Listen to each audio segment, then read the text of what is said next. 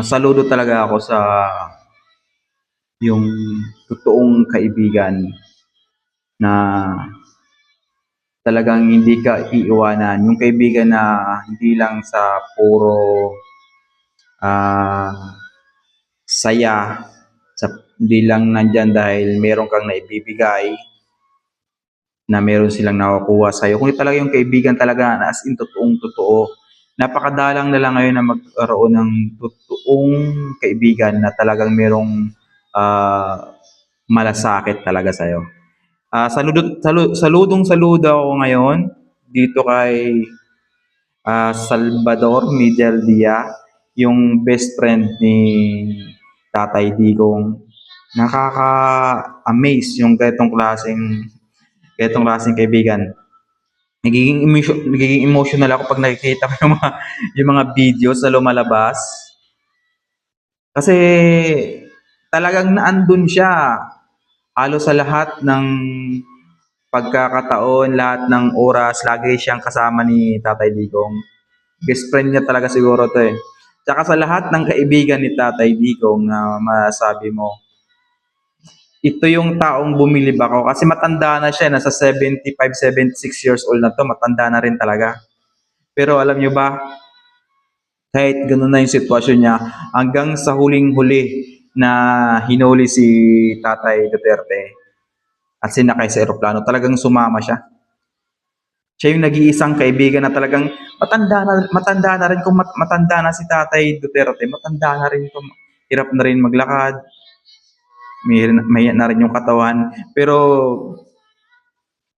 kahit ganon yung sitwasyon niya sa edad niya rin, na pwede rin may mangyari sa kanya, hindi niya isa-alang-alang yung health niya. Sumama talaga siya mismo dun sa ICC para maging personal counselor ni Tatay Duterte. Tsaka nung first partial appearance nila sa ICC, siya yung nandun na talagang dinipinsahan niya si Tatay Digong. Nakakadurog ng puso.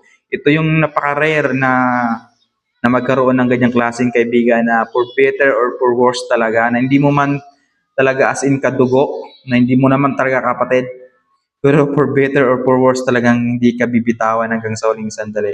So saludo ako dito kay Salvador Miguel Dia. Napakadalang ng magkaroon ng ganyang klaseng kaibigan na kahit tsaka inatake to ng ilang beses doon.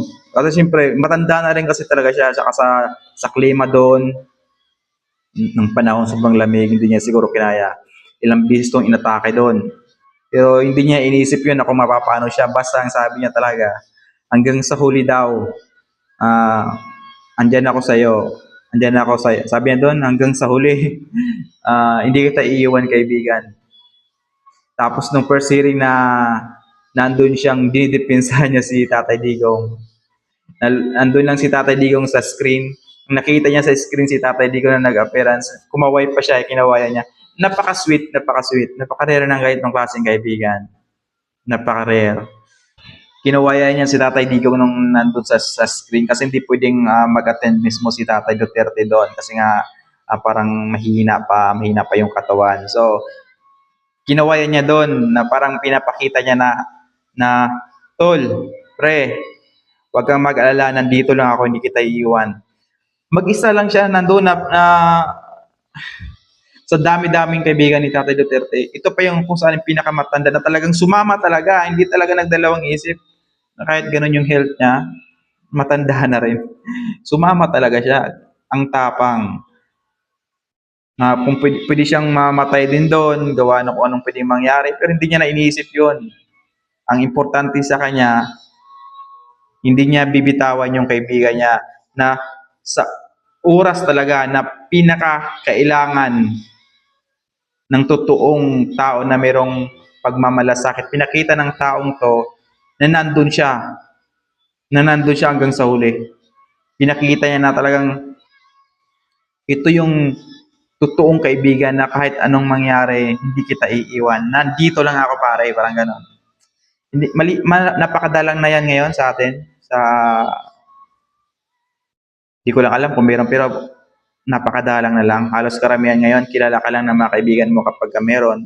Pero talaga yung may concern, talaga na may pagmamalasakit, talaga na yung loyalty na nandun, napakadalang na lang talaga.